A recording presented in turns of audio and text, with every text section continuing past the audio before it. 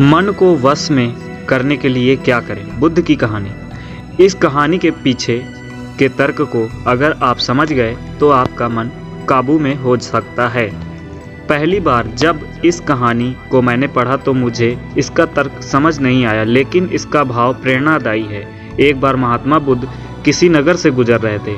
बुद्ध की नज़र एक कपड़े के व्यापारी पर पड़ी जो दुखी और हताश दिखाई दे रहा था। बुद्ध चलकर उनके पास गए और पूछा कि हे भंते, तुम इतने उदास क्यों हो? अगर तुम मुझे अपनी चिंता का विषय बताओ तो मैं तुम्हारी कुछ मदद कर सकता हूँ। कपड़े के व्यापारी ने बुद्ध को प्रणाम किया और उनको अंदर बुलाया। उस व्यापारी ने कहा कि जब से मेरी पत्नी की मृत्यु हुई है तब से मेरे घर पर मेरे छोटे बेटे की देखभाल वाला कोई नहीं है, इसलिए मैं हमेशा इसको अपनी दुकान पर लेकर आ जाता हूँ। लेकिन मेरी दुकान पर आने वाले हर ग्राहक की पगड़ी को उछालकर फेंक देता है, कभी कभी उनका झोला उठाकर बाहर फेंक देता है। मैंने इसको बहुत समझाया, डांटा, लेकिन यह नहीं समझा। इसकी इस हरकतों की वजह से मेरे सारे ग्राहक खुद को अपमानित मानकर वापस चले जाते हैं। बुद्ध बोले, मैं तुम्हारी सहायता कर सकता हूँ, पर तुम मुझे वचन दो कि मैं जो भी कहूँगा तुम उसमें दखल अंदाजी नहीं करोगे, ना ही कोई प्रश्न करोगे। व्यापारी बुद्ध को वचन दे देता है।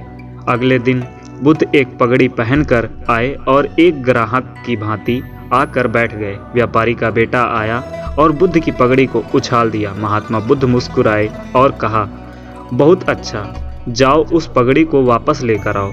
बच्चा दौड़ कर गया और पगड़ी लाकर बुद्ध को दे दी। अगले दिन बुद्ध एक कुल्हाड़ी और एक लकड़ी लेकर आए।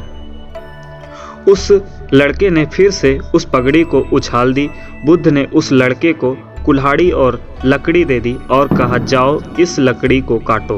व्यापारी को थोड़ा सा डर लगा था कि कहीं उसके लड़के को चोट नहीं आ जाए, लेकिन उसको अपना वचन याद था। 7 दिन तक महात्मा बुद्ध कोई न कोई नया काम लेकर आते और उस लड़के से करवाते। शीघ्र ही वह लड़का भूल गया कि उसको किसी की पगड़ी उछालनी है। व्यापारी बहुत खुश हुआ और बुद्ध को धन्यवाद दिया। मुझे पता है कि इस कहानी का और मन के वश को कोई विशेष संबंध नहीं है, लेकिन पहले आप इस तर्क को समझ लीजिए।